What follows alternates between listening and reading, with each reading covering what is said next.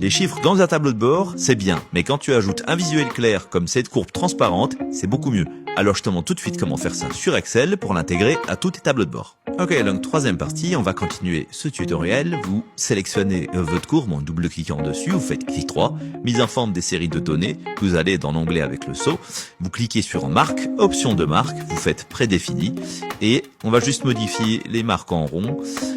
Voilà, on va modifier un petit peu la taille. Pour la couleur, je pense que je vais mettre en blanc et je vais mettre en rouge.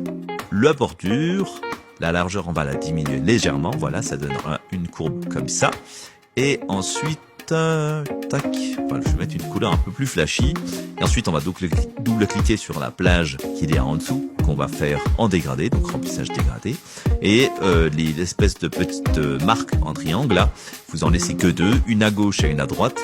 Celle de gauche, vous allez mettre transparence à 80%, celle de droite à 30%, et vous sélectionnez les couleurs que vous voulez et vous mettez bien la plus intense à droite avec la transparence à 30%.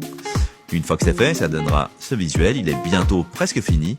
Donc pour ça, on a juste à faire illustration, forme, dans l'onglet insertion bien évidemment, et vous pouvez mettre un arrière-plan derrière et ensuite en faisant clic droit, format de forme, en haut à droite, le petit onglet qui s'affiche quand vous cliquez sur la forme, et vous pouvez mettre un petit effet, moi je vais prendre une ombre. Et ce visuel est enfin terminé.